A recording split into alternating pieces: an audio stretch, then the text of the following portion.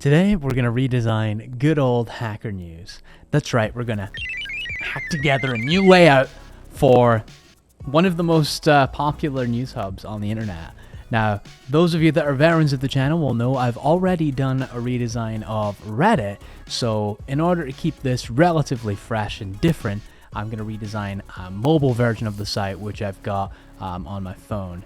Here you can see one of the many Android apps that plugs into the Hacker News RSS feeds and displays all of the interesting links ranked according to the user-submitted votes.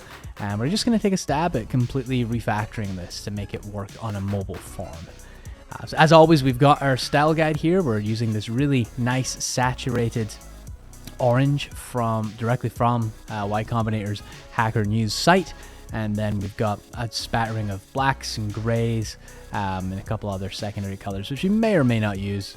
They're actually using Verdana, which is a pretty common Google font, but I feel like with a site called Hacker News, there's so much we could do for the brand feel by picking more appropriate typography.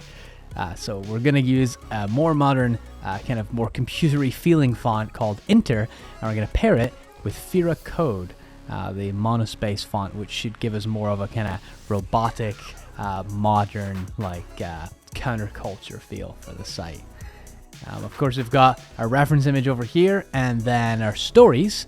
As a user, I really just want to read interesting topical articles, vote on an article to indicate that I found it interesting, comment on that article, read other comments on articles for more context, and then submit my own articles for readers to vote, comment, and otherwise enjoy as well. So very similar to the Reddit redesign that we did a couple weeks ago. I'll link it in the top left or wherever the little bubbles go. It'll be there if you want to take a look at that. But as far as this one goes, we're going to dive right into it now and see what we come up with. So it should be done in a couple of hours. Hang in there, guys. Hope you find it useful. See you in a bit.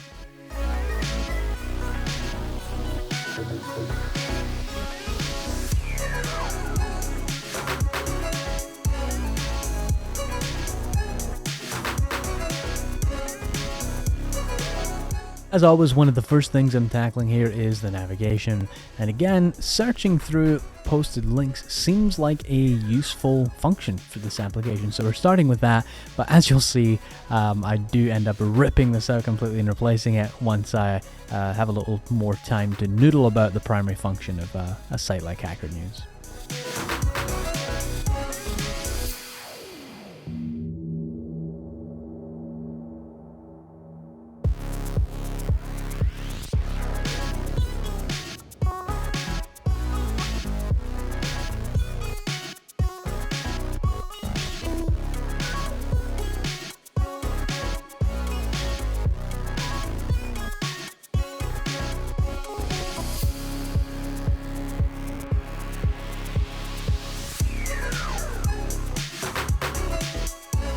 After looking at the source image, there were two main things I wanted to change about the individual news article link itself.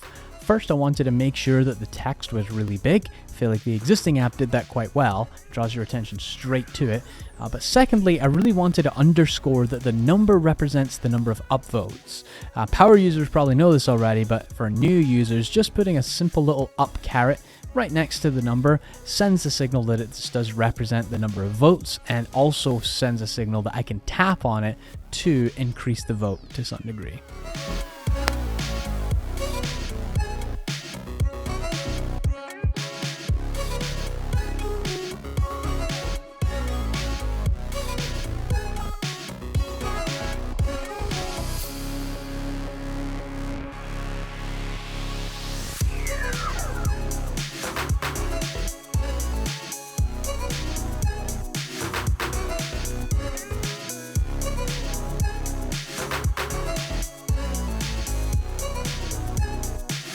I'll try and skip through as many of these as I can, but you're going to see me periodically staring down at what appears to be my desk in this video, and that's because I'm looking at the reference image on my phone.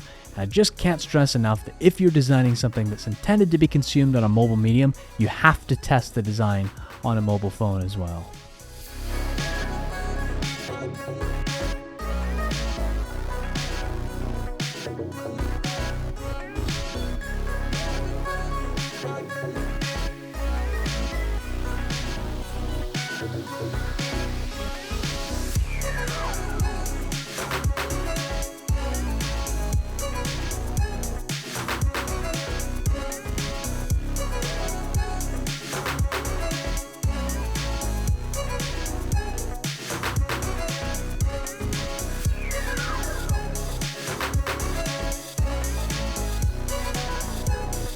And now you're seeing me play around with a different variant for the header, and that's because I'm not really seeing the utility in a full-featured search experience being kind of front and center for an app like this.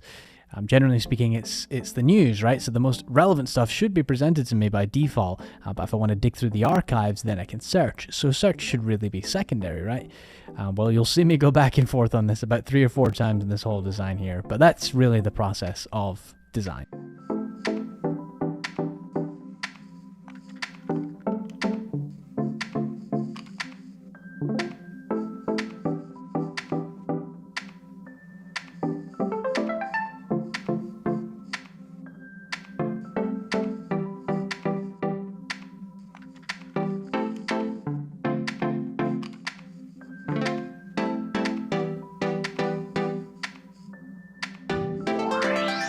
Took me quite a while to figure out just the right treatment for these controls, but at the end of the day, if you're struggling with something that just feels like it's a little too much, it's probably the background color, or maybe even the padding. And here I removed both of them. There's no padding, no background color, and now the controls they pull much less attention, and because of that, they're much more usable.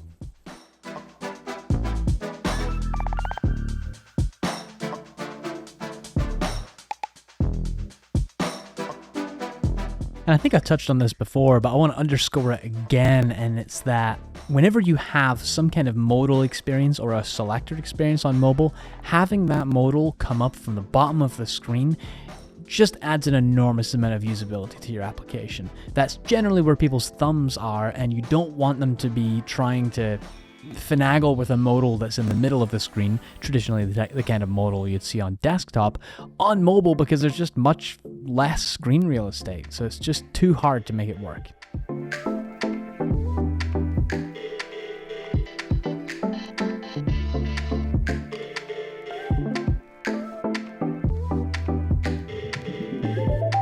I was very proud of this piece of design flair here. Given that this site's going to be mostly browsed by developers, I figured adding a prepend that's very similar to the command prompt prepend would kind of send a signal to the user that, hey, we understand you, we get you, and this is your site. So it's a little bit cheesy, but I think it works well.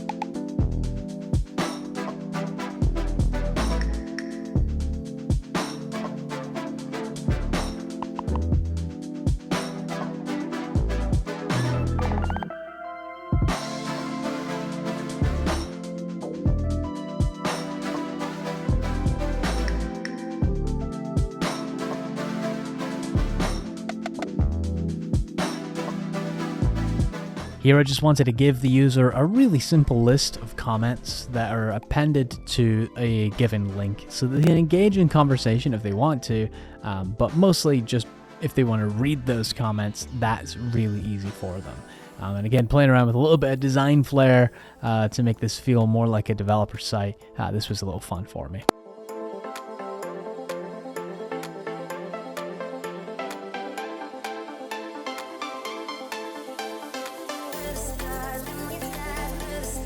Implying that certain comments are nested children of other comments is a common design problem that needs to be solved by UX and UI designers alike.